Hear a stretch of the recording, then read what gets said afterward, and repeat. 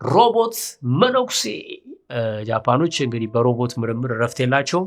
ሚንዳር የተባለ ሮቦት ሰርተው የነሱ የቡዳ ቤተ መቅደስ የሚሉት ውስጥ መነኩሴ አድርገው ሾመውታል ማለት ነው።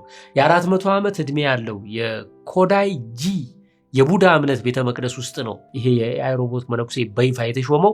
ይሄ ሮቦት በውስጡ በተገጠመለት የኤአይ አማካኝነት ስብከት ይሰብካል፣ የጸሎት ድምፅ ያወጣል፣ እንዲሁም ከምዕመናን ጋር የአይን ግንኙነት እያደረገ መንፈሳዊ ትምህርት ይሰጣል። ዲዛይኑ የሚንዳር ፊት እጅና ትከሻ በሰው ቆዳ በሚመስል ሲሊከን የተሸፈነ ሲሆን የተቀረው የሰውነቱ ክፍል ግን አሁን ለጊዜው ሆነ ተብሎ ሮቦት መሆኑ እንዲታወቅ ብረትና ሽቦ ነው ያለው። ወደፊት ግን በጣም የሚገርማችሁ ነገር በትክክል የሰው ቆዳ የለበሱ ከሲሊከን የተሰራ ቆዳ ያላቸው ጸጉር ያላቸው ልብስ የለበሱ ሲታዩ መንገድ ላይ እማትለዩዋቸው አሁን መገናኛ ጋር ሰው ግር ብሎ አስፋልት ሲሻገር አይታችኋል። እዛ ውስጥ ወደፊት የአርቲፊሻል ጀነራል ኢንተለጀንስ ሮቦት አብሮ ቢሻገር አታውቁትም ነው የሚሉት። ሰው ነው ይመስል። ስለዚህ ቆዳው እንዲህ ስምጥ የሚል ምናምን በቃ ሲናገር ፊቱ የሚሸበሸብ ምናምን እንዲህ አይነት ሮቦት ይመጣል። እነዚህ ሮቦቶች ላይ ምን ይጫናል? የሃይማኖት አስተምህሮ ይጫንባቸዋል። ከዛ በኋላ ምን ይሆናሉ? መስበክ ይጀምራሉ። በተለያየ የእምነት ተቋም ውስጥ ሊመጡ ይችላሉ። ለምሳሌ በቀደም ከሊቃውንት ጋር ሆኜ እስቲ ቅኔ ጠይቀው አሉኝና ጀምናይን ጠየቅኩት በግዕዝ በአማርኛ በደንብ አድርጎ ተረጎሙ። የአዲስ ኪዳን አንድምታ ጠይቀው አሉኝ፣ ጠየቅ ነው በደንብ አድርጎ አመሰጠረው።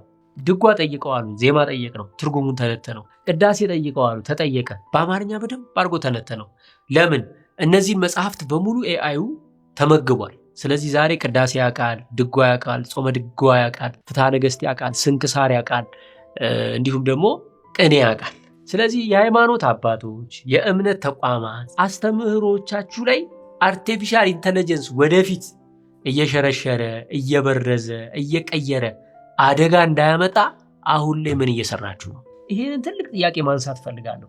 ነገ ጠዋት ሮቦቱ ቅኔውንም ድጓውንም ጾመ ድጓውንም አንድምታውንም ብሉይን አዲሱን ተምሮ ሊቃውንቱ መነኮሳቱን ተምሮ ይመጣል። ሲመጣ ግን የተማረው ትምህርት ትክክለኛው ይሁን ወይስ የተሳሳተው?